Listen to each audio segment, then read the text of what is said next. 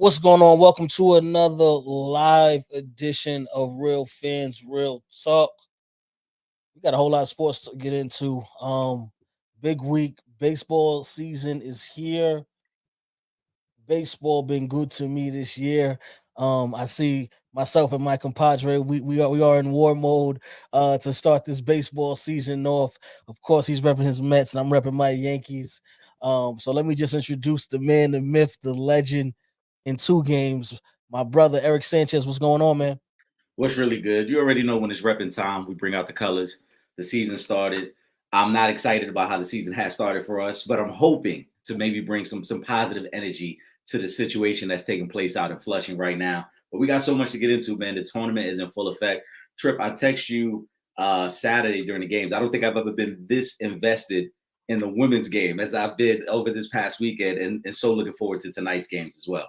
Yes, when we had that dialogue back and forth. I'm like, yo, we have never watched this much, and not on some like, all right, we gotta watch it, so we're gonna watch it. No, we're like fully vested in this tournament right now. Big shout out to all of these young ladies that are playing right now, all the teams that were in the tournament to start, because you got to make it, just from the jump, just to be in it. But the teams that are still in there now, and we are talking about some powerhouse teams that are left on the women's side right now. And tonight, that's why we ain't gonna be on the air too late tonight, because Eric and myself both want to watch these two games tonight.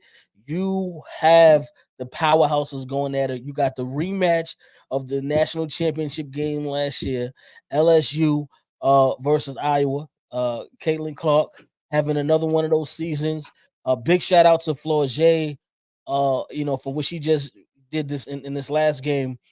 LSU is looking really good. So let's start there, Eric. Talk to me about the rematch and how that one is playing out. Oh, big shout out to the supporters as well. Excuse me, y'all. My apologies. Shout out to the supporters. I see y'all in the comments. I see all the comments coming through. Rich Dre, what up? I sent you from earlier this afternoon. We're gonna get to your question. Well, you know what? Let me throw your question up on the screen right now, because that's what we're talking about anyway. Take it. You can take it, Eric. Yeah, shout out to the supporters. Hoop Ball School. We trying to get the episode in. We know the games are about to start, but in terms of this tournament, we kind of previewed it last week. We had the question about the men's versus the women's game, and I said then the women's game was top heavy, and we knew it was going to get to a point where we were going to get some of these matchups, and we were going to be so invested and locked in on these games. And now we've come to that point for the women's game. This is a phenomenal moment, and I think you gotta really enjoy it for basketball and for the women's side of the sport, because now they get their opportunity in the limelight. This weekend, this is all about them. Even though this isn't even Final Four weekend, it's been all about them. As you mentioned, when I came home Saturday from work, I was all about watching these games. I didn't care about nothing else, what was going on. I wanted to watch these games. And now that we get a rematch of the championship game, shout out to Caitlin Clark and everything she's done with Iowa. Shout out to LSU, the Lady Tigers, man, overcoming adversity in that game. Angel Reese having foul trouble, trailing late in that game and coming back. And then Juju Watkins and what she did for USC to win that game, losing late. UConn, it probably was the ugliest game of the weekend, but UConn's at a point now. Gino Ariama and those ladies now trying to battle for another Final Four spot. It is a phenomenal moment. And the ladies, this is all about y'all right now, man. We're not focusing, no disrespect to the men's side, but it's all about the ladies. Have y'all moment in the sun, man, and enjoy it. Yeah, absolutely. And they are playing some great basketball. I mean, we sat and talked about how amazing, Juju was the other night. Everything that she's able to do from basically anywhere on the court. She's effective. She's efficient from basically anywhere on the court. She's a two-way player. The team around her, they're all playing some great basketball. This both of these games are going to be crazy, just because you have the rivalry already between LSU and Iowa because of that history. But these two teams right here, and I know it's Paige Buckers, Mm-hmm. right? But I call her Paige Buckets, because Mm-hmm. that's all she does is get buckets. I want to see those two go head up. I want to see her and Juju, maybe not for 48 minutes, but I want to see them going at each other, Oh, they're going, yeah. throughout that game, especially towards the end. That's all I want to see towards the end. I want to see them, going at it. I think that game that may be the game of the night. That game, like I think that game has the potential to to outshine the LSU Iowa game because when you're talking about two of the best five college women's college basketball players going head to head like that, that's gonna be box office excitement. I'm looking forward to it, man. Yeah, the LSU Iowa game is probably more of the catchier headline because it's the rematch of the national championship last year, as well as the made up beef between Caitlin Clark and Angel Reese because they don't have any beef and Angel Reese has already come out and said it's nothing personal. We hoop and we competitive. But on the flip side, we all are in agreement. Juju is the future of the sport, right? As a freshman and everything she's done this year, she's the future. Paige Buckers, a lot of people forget when Paige went to UConn, she was supposed to be the face of the sport, and then she dealt with some injuries. And now she's having her moment in the sun where everybody's paying attention and remembering, hey, she was the number one prospect 3 years ago when she arrived at UConn. So for them to have this opportunity to then get to the next level and push their star power will be an amazing game as well. And I agree. I think headline wise, LSU Iowa. But on the flip side, if Juju gets USC to the Final Four, I thought about this a lot, Trip. It's starting to remind me a little bit of what Carmelo Anthony did at Syracuse as a freshman. Where it was, they had a solid supporting cast, but it was about Carmelo, especially late in games. And we saw that the other night from Juju. So if she can beat this UConn team now and have her kind of Carmelo Anthony moment, I think that would be phenomenal for the sport. Yeah. I'm looking forward to it, man. This is going to be a crazy matchup. And then again on the other side with LSU and Iowa, man, these are going to be two amazing games. That history, them going at it, all the controversy, surrounding this whole series dating back to last year's national championship game. It's amazing what we're seeing right now, and we need to embrace these moments, and we need to support these ladies because they are bringing it. I do not remember a time when everyone in the media spoke about the women's tournament more than the men's tournament. I don't ever remember a time. You know what I mean? So you got to give them their props for what they're doing right now. Let's see what Will talking about. Will said, "I want to see Clark lose." Like, I'm tired. I mean, you know what? It do be a lot of BS. Especially, and I did want to talk a little bit about it. The article in the LA Times, um, you know, where you have a lot of people that instead of just painting them as competitive basketball players, which is what they are, you want to try to make it seem like it's good versus evil. You know what I'm saying? So there was a columnist for the Times. Well, it was the Washington Post. The Washington Post put out the article about regarding the head coach at LSU, and then the headline started becoming good versus evil. I mean, I don't think any of that has anything to do with Caitlin Clark. However you feel about Caitlin Clark, I mean, that's Will, it's my brother. You entitled to your opinion, but I don't think she's not egging any of this attention on. This is just the way the media is carrying it. And she's exciting for the game, whether you like her or not. You can't tell me Caitlin Clark is not exciting for the game because you needed a Caitlin Clark to help shine the spotlight on LSU last year. You needed that, and no matter how you feel about it, you needed that. That rivalry is what makes both sides. Needed it, right? It's similar to a Bird and Magic situation. You got to have one side in order to have the other, and then ultimately appreciate the other. What LSU is doing right now, and trying to make this run back to be back-to-back national champions, we knew for a while there was going to be some sort of collision course with Caitlin Clark. It had to happen.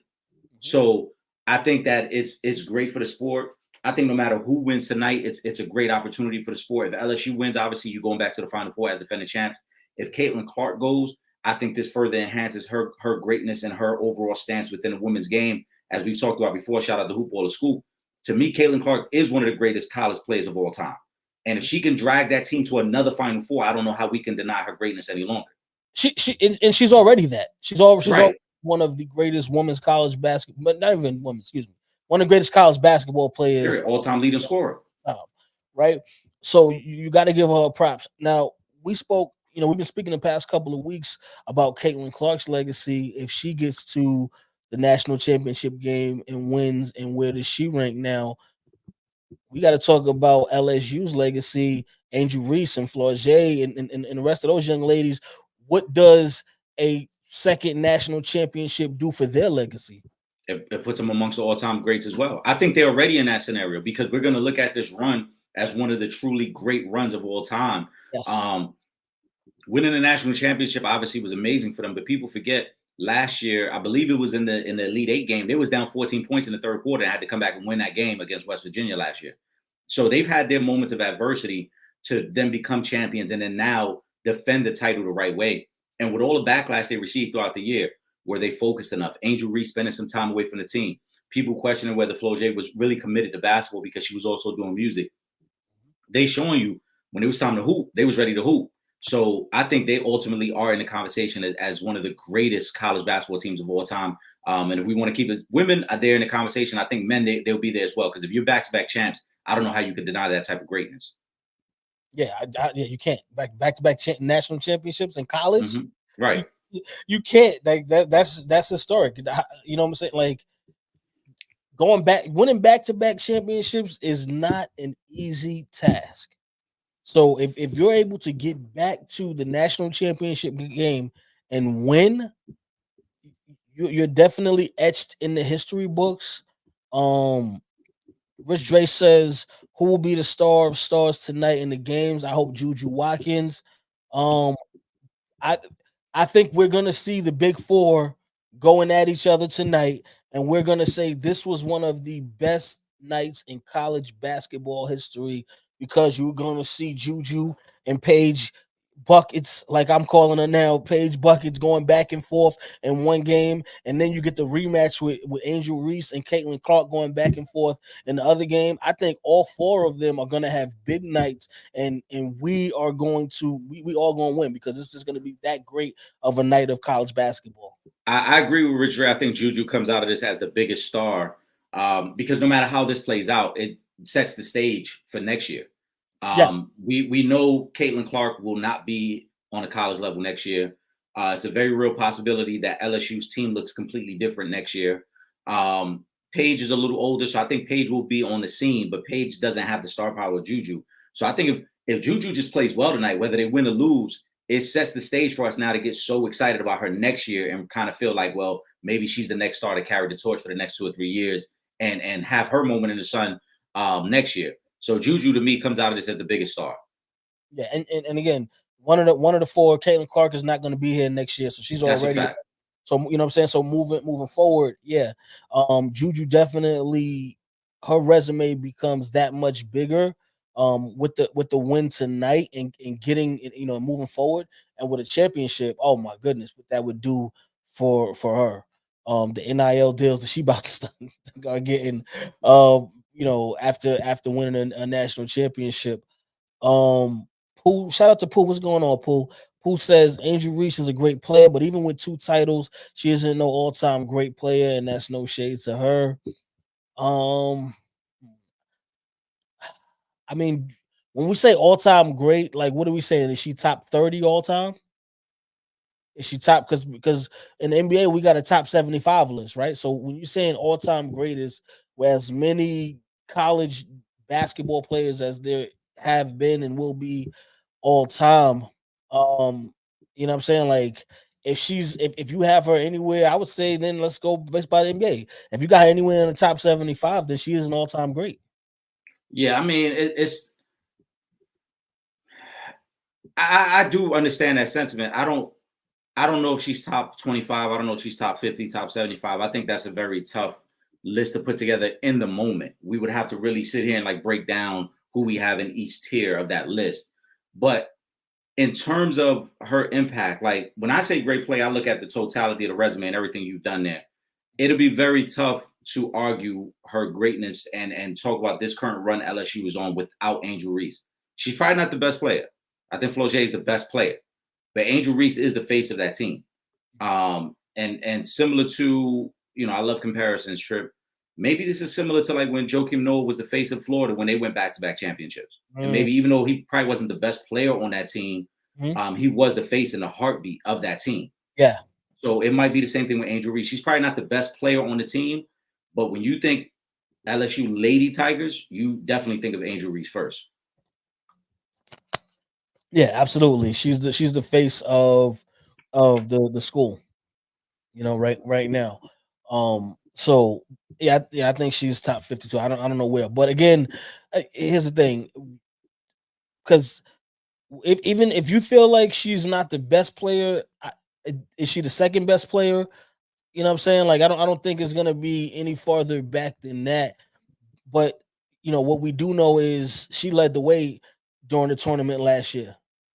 She stepped up and became the player of the tournament for their team, and she's coming back into this, doing the same thing as the leader in the biggest moments that the school is going to have. So to say you're leading those moments on a back-to-back championship team, Right. even just getting back to the national championship game, if you're doing that, yeah, she's definitely, you have to have her as an all-time great, because most, and again, we spoke about the women, most for the majority, they're staying all 4 years. Yeah. There's not so many players then went into college basketball and left without championships. You know what I'm saying? So to have two, nah, you got to have her as an all-time great. And then And I want to say this, Pooh, I rock with you because I love your questions and the energy you bring. But that statement about Angel Reese isn't a great player, but even with 2 titles, she's not an all-time great. That's exactly what I kind of got on Hoop Baller Scoop's point case about a few weeks ago, where we're so caught up now with the way we consume sports that we want to automatically have the all-time great conversation. Let's appreciate it for what it is right now. It's a great moment. And 10 years from now, we'll reflect back and be like, all right, where does this place historically? But I think in a moment, it's tough to just start already having all-time great conversations because the chapter and the book isn't closed on Angel Reese or LSU. If Angel Reese has, let's say, the next 3 games in the tournament tonight, in Elite Eight, Final Four game, championship game, let's say she has the 3 best games of her life, then we look at her plays all time completely different as well. So like I don't like that we've become so caught up in this narrative now when we talk sports that it got to be about all time great. It got to be all about all time great. Nah, let's appreciate the moment. They're a great team. She is a very good player leading a very good team right now that has a chance to do something that's very rare, and that's win back-to-back championships. yeah. Shout out to Ron Charles. What's going on, man? Is White America cheering for Caitlin Clark versus Paige of UConn? Let's be real. I mean, I'm sure there are some people that are would root for that, but I don't want to make it, what I'm saying, a black or white thing in this situation. I mean, I would have loved if it could have happened. Obviously, the brackets didn't work out that way.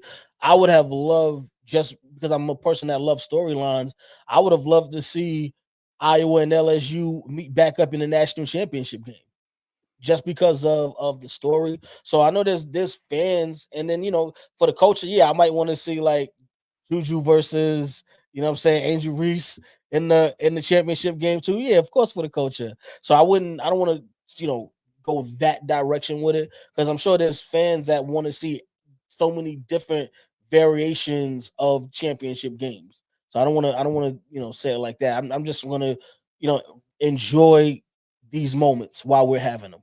I would say I don't know if white America is cheering specifically for that matchup. I think white America wants to see LSU lose. I think they would like to see LSU lose specifically, and then whatever, however else it plays Especially out from Iowa. right, and then however it plays out from that point is fine because I also think white America would love to see Caitlin Clark and Juju go at it, and the star power and what that would bring to the game. But I think more so than anything, they want LSU to lose more than anything else. Any other matchup, they don't care. Let LSU lose. That's the one team white America would love to see out of the tournament. Exactly. We gonna take one more because we got mad questions I gotta get to, and they already talking junk in the comments. Zach Eating and Purdue is in the Final Four. You all remember Glenn Robinson at Purdue? Is Edie the best Purdue player ever, or Big Dog? If he wins the title, he is number one. Ooh. Yeah. I was reacting to this pass by Caitlin Clark because I was off to a fast start in this game, so I apologize, Trip. All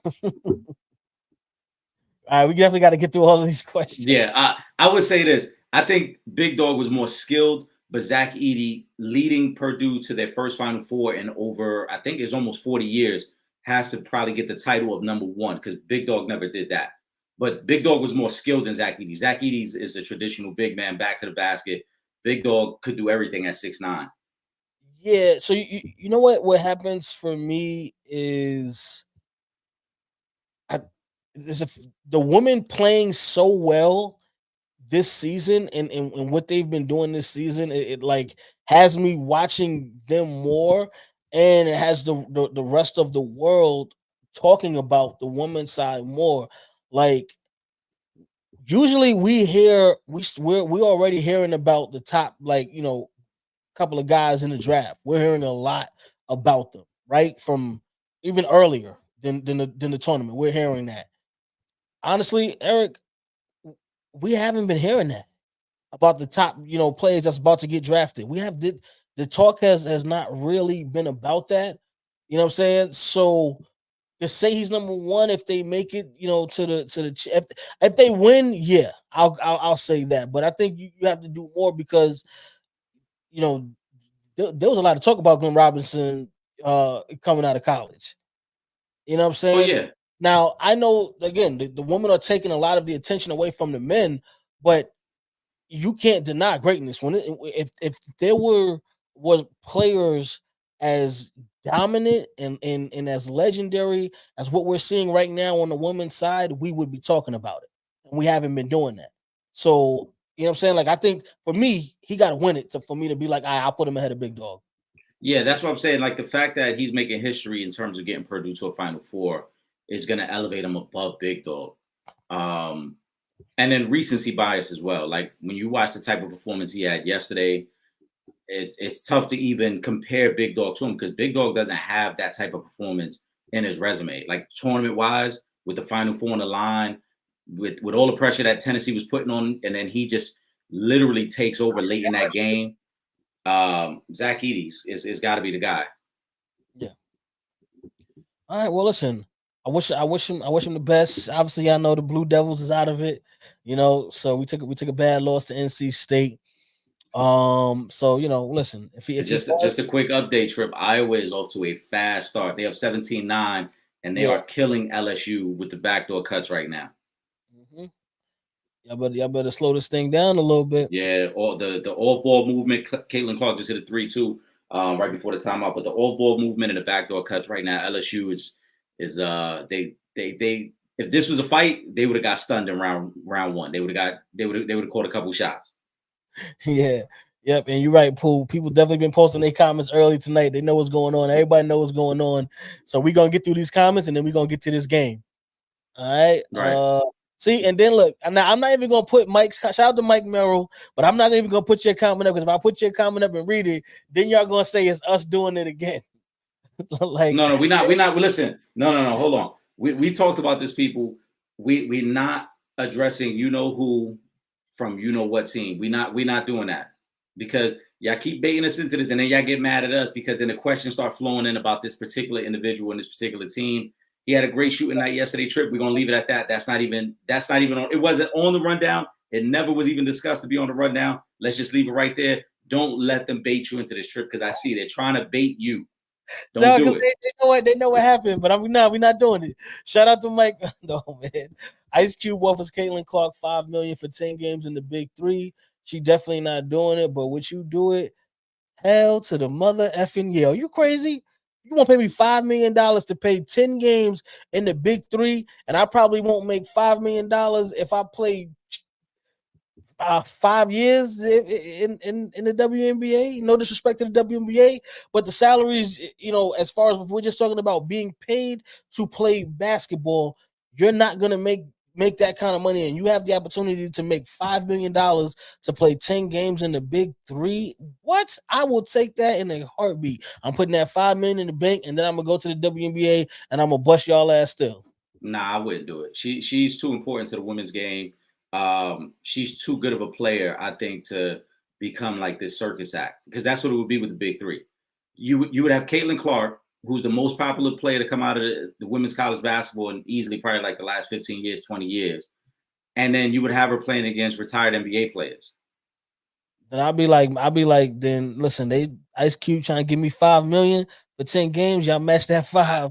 I'm just saying, like, yeah, but then it becomes a circus act. Ownership or something. Yeah, but it becomes a circus act for life. If let's just say Caitlin Clark goes into the WNBA and she winds up being an average player at best, right? She's not making nowhere near $5 million in throughout that, and she goes in and is just average in the WNBA, has a mediocre career, and you had a chance to make a quick $5 million. She gonna make that off the court with endorsement deals. Go to the WNBA if she played them games. She's the Steph Curry of the women's game. She's gonna have a sneaker deal pretty quickly. She's gonna have all this endorsement. She's gonna make way more money off the court than on the court. I don't think the money is even an issue for Caitlin Clark in terms of her marketability and star power. $5 million is $5 million. I don't know.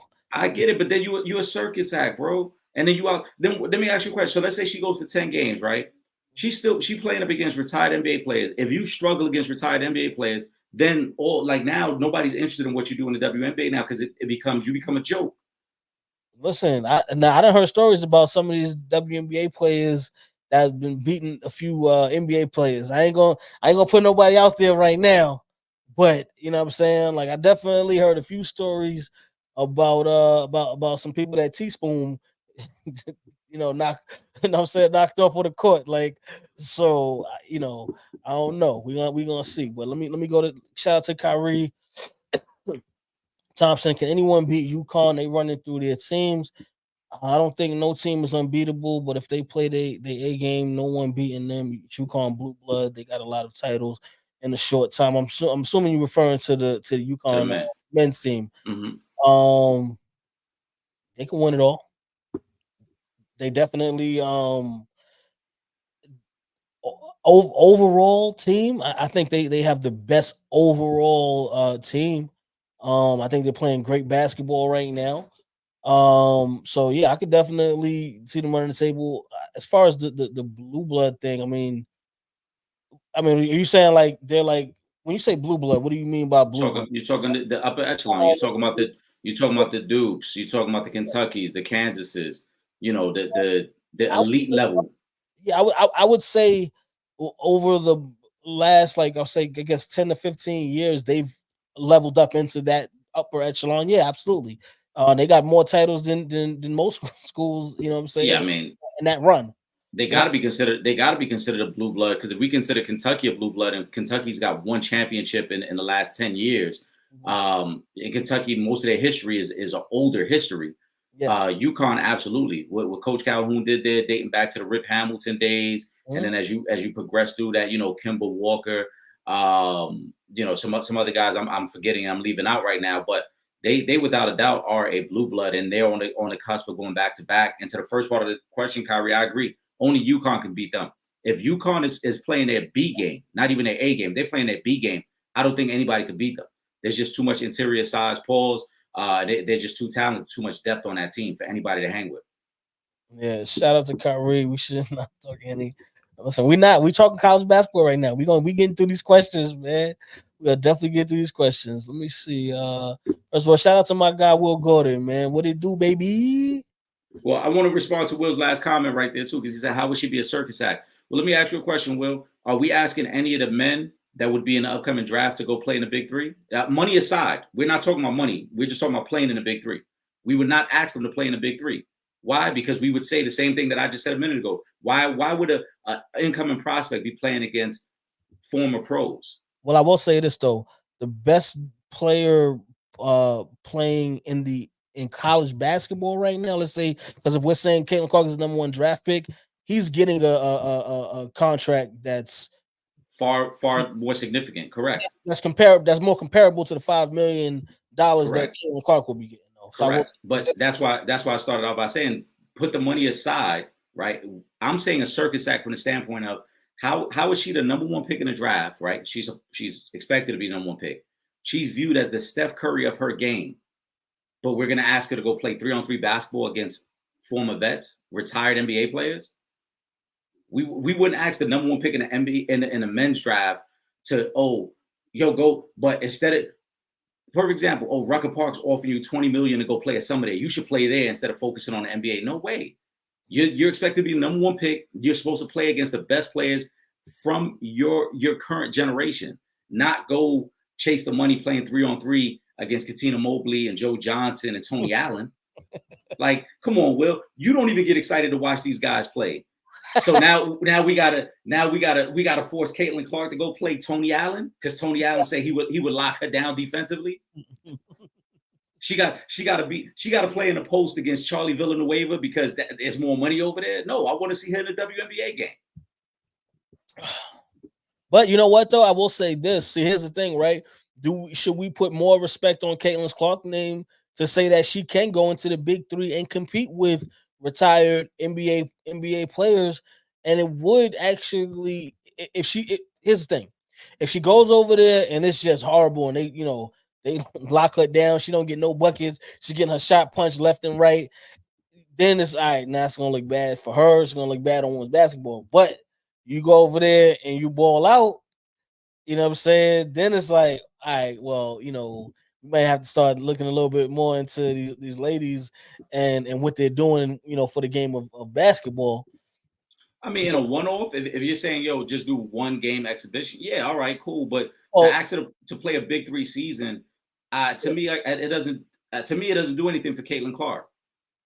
It's a lose-lose situation. She goes and balls out, then it does. Yeah, but then we'll still make excuses because then it would turn into it's a 3-on-3 scenario against retired NBA players. But think about it. When they have like the games during like All-Star weekend, right? Mm-hmm. They're playing now. The big three is going to be a lot more competitive though than what we'll see in the All-Star game. But we are seeing the mix of the men's and the women's players competing against each other. So obviously she's not doing it. But you know what? But if she did go there and do well, it would do a lot for women's basketball. But I think that the risk is very high risk, very high reward. It's to me, I think that the reward looks great if she goes and kills it. But again, she's one of few that could actually do that because of her skill set. She has a perimeter-based game. So if she goes to the big three and let's say she lights it up shooting threes, yeah, it's going to look cool. She's going to get exposed defensively though, because let's keep it a buck. Like you're talking Caitlin Clark, who's what, 6 feet tall, probably 160 pounds. Yeah. Like she's going to get exposed defensively. She's going to get thrown around a little bit because that's just the natural aspect of it. Mm-hmm. So that's why I say I don't think it does a lot for her. She would, even if she killed it and shot a bunch of threes and then gets exposed defensively, people are like, all right, but it was exhibition. It was 3-on-3. She wasn't running up and down the court. She wasn't getting caught up in mismatches defensively. It's 3-on-3 against most of the guys in the big three, and no disrespect. But again, we're talking retired NBA guys who are already in their 40s. Yeah. Let me see what we got next. I guess we might as well. We didn't talk about it. We didn't get to hoop ball scoops, right? Danny Hurley, the top college coach, or maybe top 3. If he wins 2 titles this early, how can he not be? A lot of players will want to come there for sure. Yeah, because players go to winning schools. They go to schools that have celebrity coaches, and when I say celebrity, I don't just mean like they're just a celebrity because you know what I'm saying, but I mean, but their level of celebrity, like a Deion Sanders, you know what I'm saying, because he's also an all-time great. So I don't just mean like they're just a celebrity, so people will go there. But yeah, that's what players do. The best players want to put themselves into the best possible situation to be successful during college so that they can make it to the pros, because that's the ultimate goal if you're playing sports at this level, is to become a professional athlete in your sport, and to be able to take care of your family, create generational wealth. So you know what I'm saying? But yeah, so players are definitely going to want to go to UConn if he is coaching there. If they won one, you're gonna have players that are looking at it and saying, if they won these dudes, if I go there, we definitely gonna win a championship. So you're always gonna have that. But to win two, now they watching you for real, for real. Yeah, you win two. It puts you on a different level. If he wins back to back, I think you got to talk about him as the top guy in the sport right now. His history, he comes from a long line of coaching background because his dad was a coach. Obviously, we know about his brother Bobby and his success at Duke and as a coach as well. Angel not playing right now. She just letting him know. She said Oh, I'm her. She said I'm her. oh yeah. They LSU responded after the slow start. But in terms of Danny Hurley, yeah, he's probably the top guy if they went back to back, and it will draw the attention of a lot of guys. UConn, I think, was already. We talked about them being a blue blood. UConn was already one of those premier destinations, especially if you're an East Coast basketball player. You want to go to UConn. So now, if you went back to back, and if they continue to dominate the way they do, I mean, it's going to be very difficult for top players to not want to go to UConn. I know it's not the ideal city to live in, but right now, I mean, let's keep it a buck. It's not the ideal. Winters up there are pretty rough, but with the NIL money and with the ability to play for a really good head coach like Danny Hurley, they're going to be an ideal destination for a lot of top recruits. Yep, absolutely. Shout out to Pooh. We're going back. Yes, we're going back to Pooh. Remember, Cheryl Miller won a national title as a freshman. That's crazy, and look how that turned out. We talk about her as the greatest college basketball player of all time. So if Juju was to accomplish that, I mean, first of all, she already has the record now for points as a freshman. Mm-hmm. So now to go on and win a national championship, like, oof, she's already an all-time great. She's just based off of this freshman year, she might be top 30 just based off of what she did this freshman year, being the all-time freshman leading scorer. And then if she were to go on and win a national championship game, I think she's top 30 automatically, and she's probably even closer than that. I just got to check to see everybody else, what everybody else did. But yeah, she definitely can do that. And then on top of that, she has superstar power, not just star power. She has superstar power. So the same way I spoke a couple of weeks ago. LSU's rolling right now. That LSU's rolling right now. An Amazon commercial with LSU with Flaugier and Angel Reese. Mm-hmm. Yeah, another one. And you're gonna start seeing Juju in a lot of commercials doing different endorsements and things like that. You're definitely gonna see that. She's gonna get that anyway. But if she wins a national title, sky's the limit. Oh, sky's definitely the limit. And Cheryl winning as a freshman is amazing, but let's not forget, Pooh, you talked about us and you wanted us to go watch the Lady of Troy, which we did. That team was really good when Cheryl Miller got there. That was like one of the best incoming recruiting classes in women's history. Juju to do it for USC would be a little different. That's why I compared Juju's rise through the tournament similar to Carmelo Anthony, where we'd be like, she was the piece that kind of made it all happen. Where Cheryl came in with a very good recruiting class and the Lady of Troy, they had a lot of star power. This current USC team doesn't have the same star power. Yeah, LSU's getting it going now. There was a question I needed. Well, you know what? We talking about. Where did that question go? There was a question. Oh my goodness. All right, I'm gonna go to one more Pooh's questions while I find another question. Will Gino ever win another title with South Carolina? And LSU are the premier teams. He hasn't won since 2016.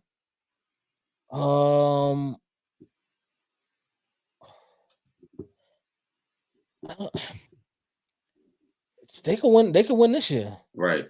If we talk about, and we're gonna get that. That was the question I was trying to get to before that. Somebody asked about South Carolina. So I do want to get to that question. I'm trying to find that comment so I can put it up on the screen, and then we'll get to both of these comments. But yeah, they definitely can. I mean, South Carolina is, you gotta give them the props. They're undefeated on the year, and they are probably on the women's side the most complete team from top to bottom of the roster. What happens is, and the reason why we don't talk about them like we talk about these other schools is because they don't have the star power that these other schools have. If I could they're They as don't have far the as individual. They don't have the individual star power yet. yes, they're like the Pistons. You know what I'm saying? When with Ben Wallace and Chauncey Billups, where it was like there's no superstar. The team was just great altogether. You had stars, but there was no like one or two guys where it's like you got your Shaq and your Kobe, your LeBrons, your Wade, your Melos. They didn't have that. That's what's going on with the South Carolina teams, and especially in sports, that individual superstar power trumps winning streaks unless you get to the unless you're winning, you won the championship game, right? So if you South Carolina doesn't have an Angel Reese, they don't have a Juju, they don't have Caitlin Carr, they don't have Paige, they don't have one of the big names. They're just a dominant basketball team from head to toe. They have the most complete team in college basketball right now.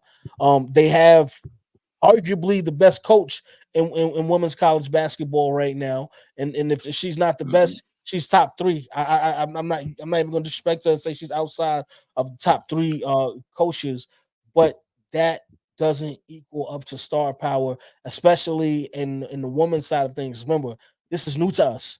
The way we're talking about women's college basketball, and when I say us, I just mean the media in general. This is new where we're talking about it this much, and it's like in your face all the time. We haven't done this before. Usually, we're talking about the men's side, talking about every other sport. We're not talking about women's college basketball the way we have talked about it from going back to the championship game last year to now. It's completely different now. Yeah, I mean, I think he definitely can win another title unless he plans on walking away very soon.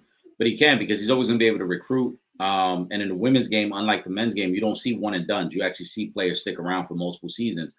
So Yes. as long as he continues to recruit well, they'll have opportunities just like this where they're in the Elite Eight, they're in the Final Four. And then at that moment, of course, you need a little bit of luck. You need some things to break your way, but they'll always be in the mix. So I think him winning another championship is very possible. South Carolina and LSU are going to go through the same things that all other good teams go through.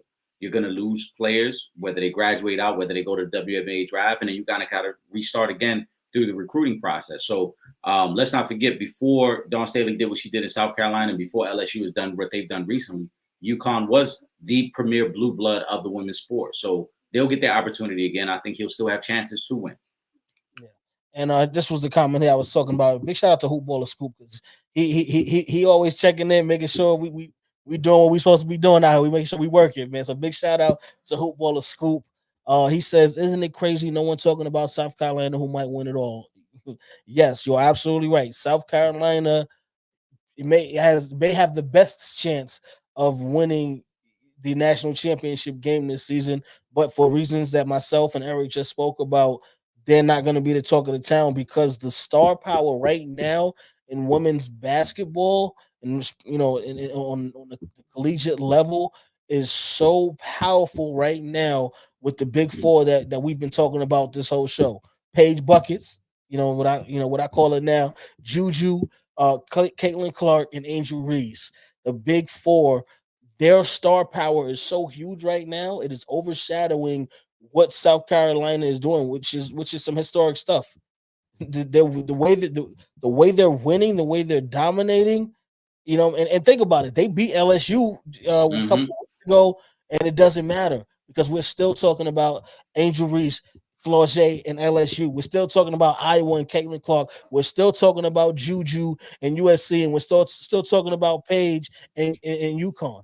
It doesn't Mm-hmm. matter. Star power trumps it. Yep. I mean, ain't much else to say, Trip. Exactly. I just see two NBA questions, and then I think we're gonna get up out of here for the day. Don't take the bait, Trip. No, that's Don't not to say it's not. take the bait.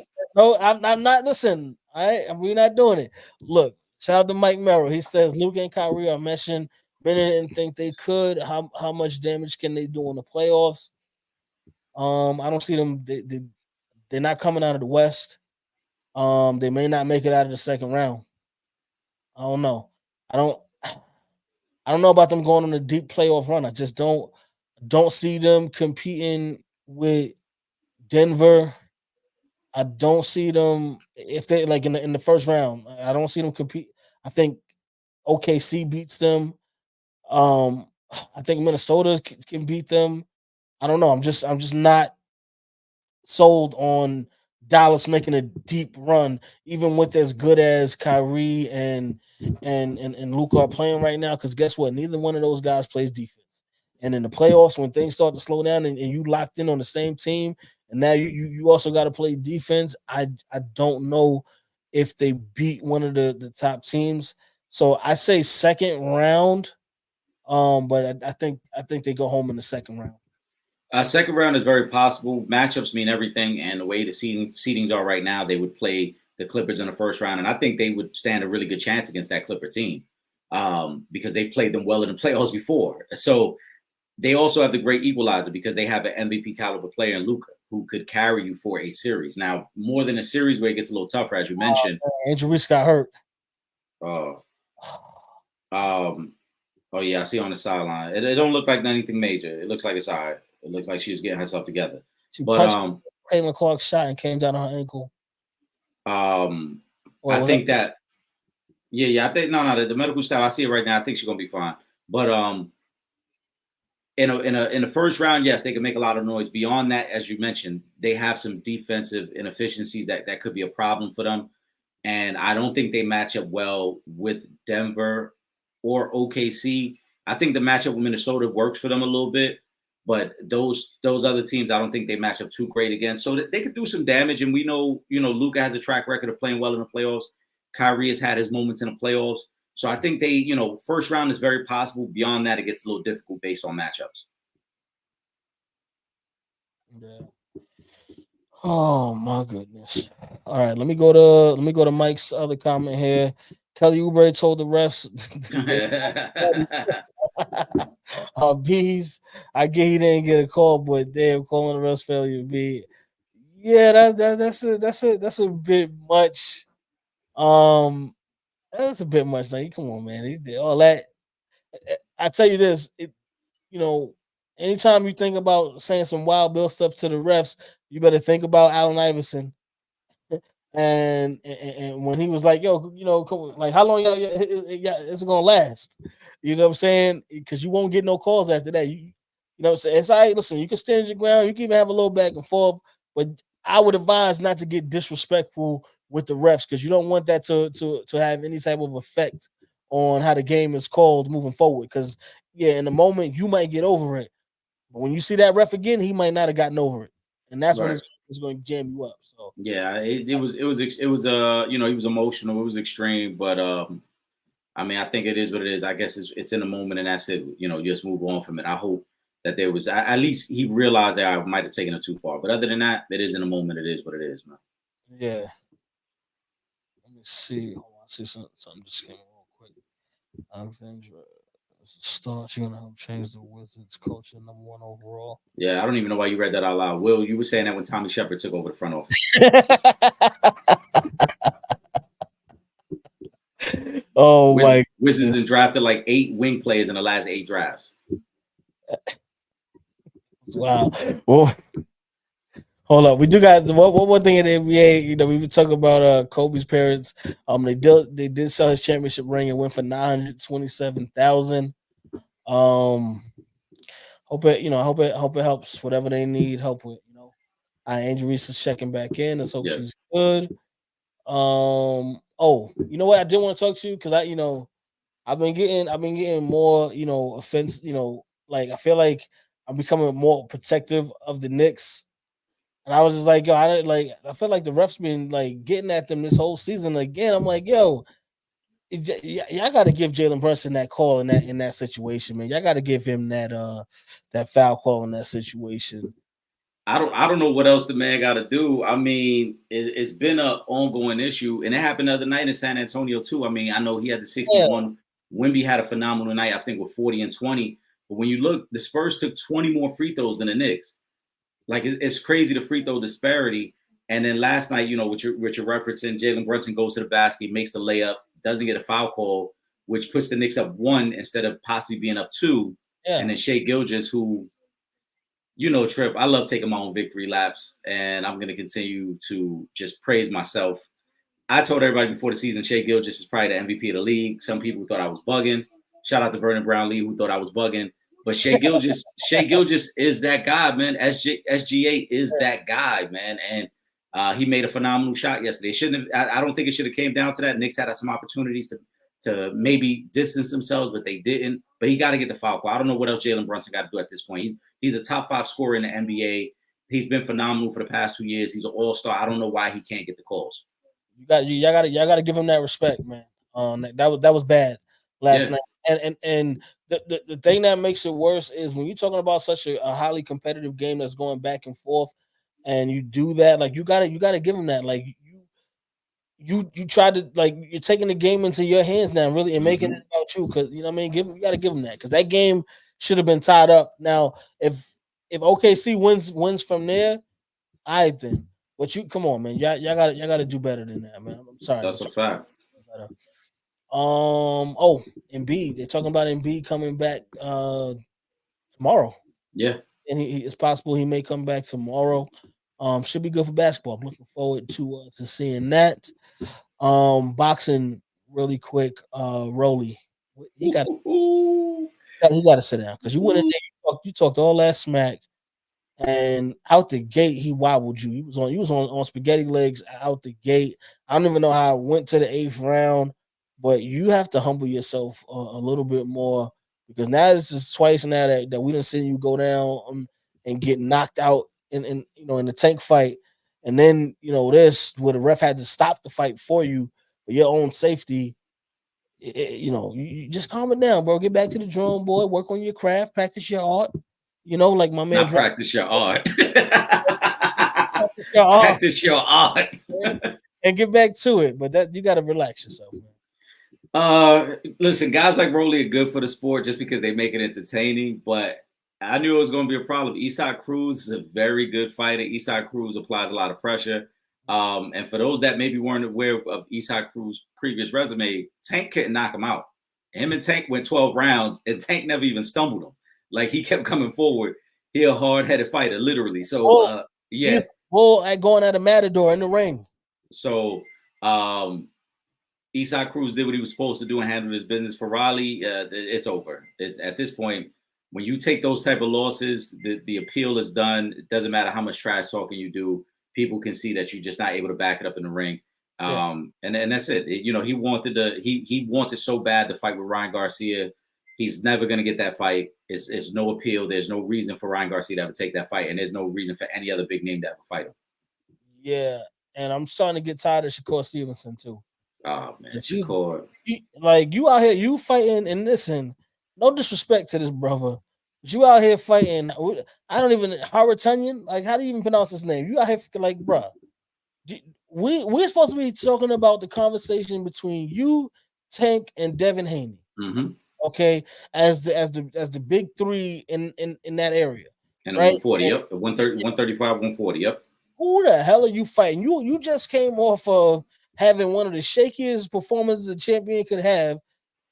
Some people thinking you shouldn't even won that fight. Now you like what? I don't understand what's going on. Like, what's up, man? You dropping yourself out of the big three now.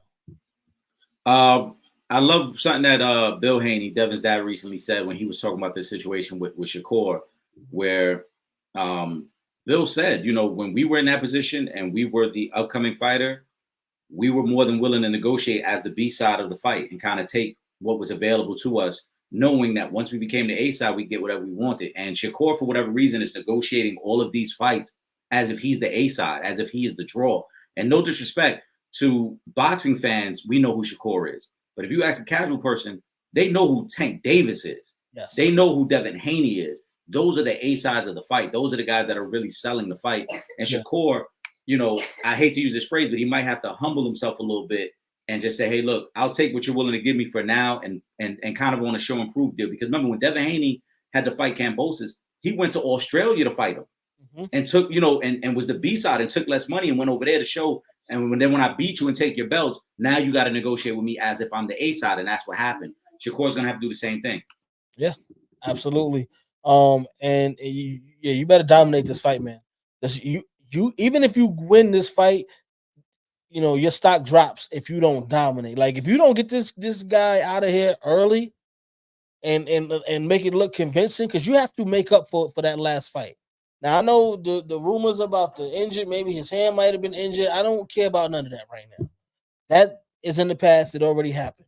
Right now, because of the opponent that you just picked, you better go in and knock this dude clean out in 4 rounds or less. I don't want to see this fight go past the 4 rounds at all. It needs to be a quick wham bam, thank you, ma'am, and I'm up out of there. That is all. Nothing else needs to be said. Lastly, before we get up out of here, big shout out to the New York Yankees and everything they're doing right now for the sport of baseball. Starting off the season with a big sweep of the Astros, 4-0 on the year. Baseball been good to me. It's always amazing when the season starts that way, right, Trip? It's always amazing.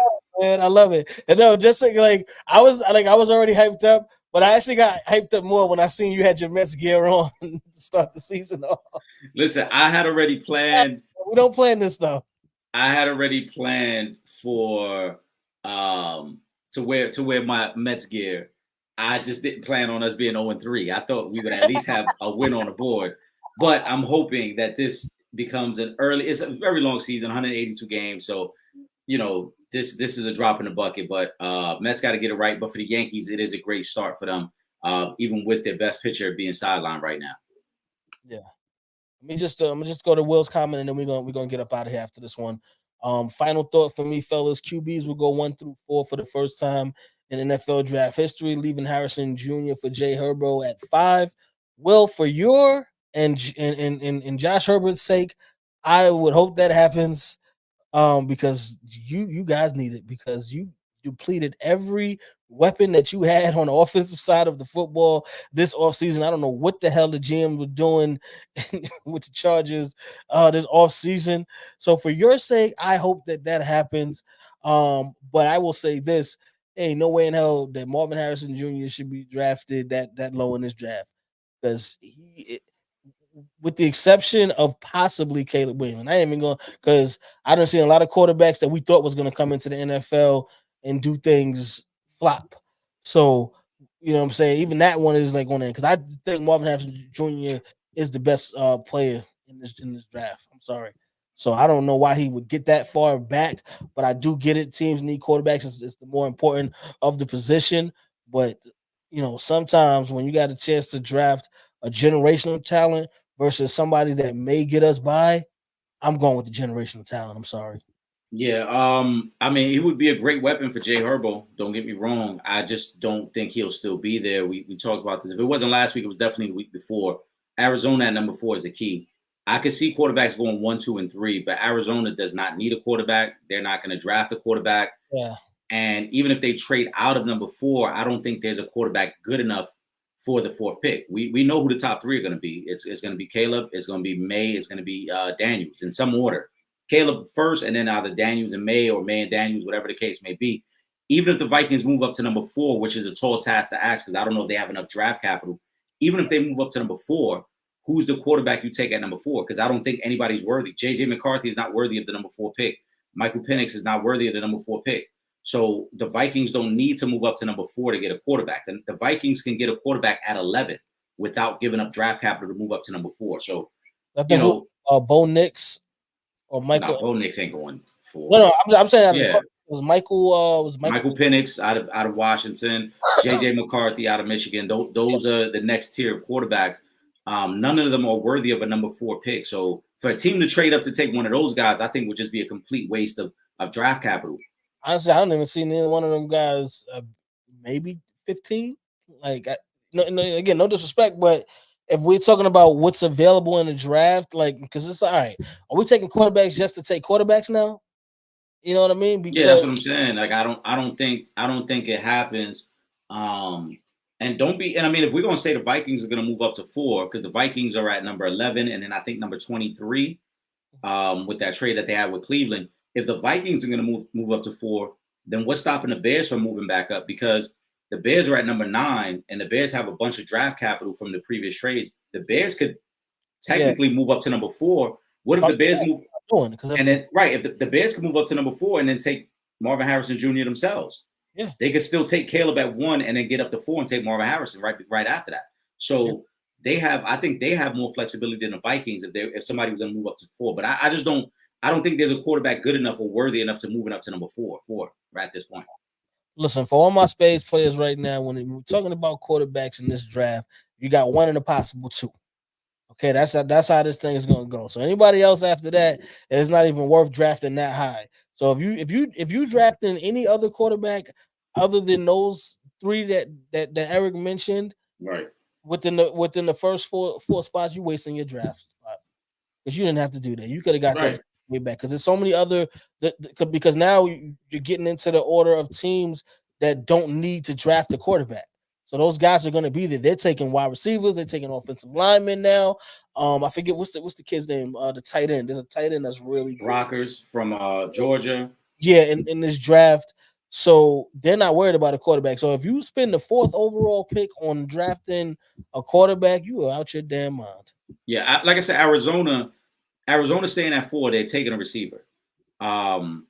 So I don't see them trading out of that spot unless they get wowed by something. And then if they get wowed by something, I don't think it'll be a team looking to get a quarterback. I would think that a team moving up to 4 would be, hey, we see Harrison Jr. Harrison Jr. is still on the board. Let's go get Harrison Jr. at this point. They was calling me about Harrison Jr. right there. My bad, y'all. Sorry about that. First of all, Will, I'm gonna say pause, no Diddy on this comment that you put up here. Keenan and DJ starting in Chicago. You putting Harrison in the slot, or you sliding Keenan there? So I'm pause, no Diddy on that one. Will, I'm sorry, I had to say this. You would put Keenan. You would put Keenan in the slot. He's obviously the better route runner of the 3. He's going to be the guy that you're going to try to use as the security blanket for Caleb Williams, and you would do it there. But again, that's if the Bears were to trade back up to 4. I think the Bears, if and I just use the Bears hypothetically because Will had mentioned the Vikings moving to 4. If the Vikings, who are at number 11, are going to move up to 4, then what would stop the Bears, who are at number 9, to move up? And I also think a team to pay attention to is the Giants. The Giants are going to draft a receiver. And if we see the top 3 quarterbacks go off the board, and then it becomes apparent that the Cardinals and the Chargers are looking at receiver because the Giants are high on Neighbors. Don't be surprised if the Giants try to leapfrog the Chargers just to be able to make sure they get their receiver at 4, whether it's Neighbors or Harrison, so that they don't get left out in the cold without getting somebody because they want a receiver. Yeah.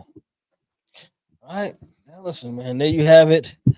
Listen, man, make sure you guys are following us on all our social media, Instagram, Twitter at Real Fan Talk, Facebook.com/Real Fans Real Talk. Subscribe to that YouTube channel as well, YouTube.com/For the Fans Productions. And if you're not in the New York City area and you can't watch us on Thursday nights on Verizon 43 from 8 to 9 p.m., you can still watch us from anywhere in the world. Just click that red button on the homepage. And again, you can watch from anywhere in the world. Also, make sure you are subscribed to the show and the Real Fans Real Talk podcast, streaming on all major platforms. Eric, give us a final thought. Listen, I apologize for my reaction. On at it. Flojay, just the spin move back to her left into the lane and finishing through traffic was just phenomenal. Finishing over 3 defenders at that. First and foremost, shout out to all the supporters. We greatly appreciate you guys. If you are not watching this game already, this LSU-Iowa game is going to be an instant classic. 45 at the half. It's going to be a great finish in this one for a spot in the Final Four. Also, as a Colt fan and as a diehard football fan, I got to say RIP, thoughts and prayers out to Vontae Davis, his family. Vontae Davis, very good NFL career, was found unresponsive at his home and passed away today. We don't know all the details. He was the brother of Vernon Davis. So thoughts and prayers go out to his family. For those that might remember, he had a very odd ending to his NFL career where he kind of retired in the middle of a game, where he just kind of realized the passion was gone. So thoughts and prayers out to his family. Again, salute to all the supporters, and we look forward to seeing you guys again next week. Absolutely. My final thought, I'm just gonna say a big shout out to Flojay because because my mom used to watch the show, the Rap Game, so she'd have it on all the time. So now seeing Flojay on the Rap Game with Jermaine Dupri and now seeing her playing for one of the best teams in the country in a situation where you're possibly able to get to win back-to-back national championships, and how she's playing like she has turned it all the way up this season, and she continues to improve her game. So big shout out to Flau'jae on that one. With that being said, for myself, Trip Young, my brother, my co-host Eric Sanchez, aka Legend in Two Games, we up out of here. Peace.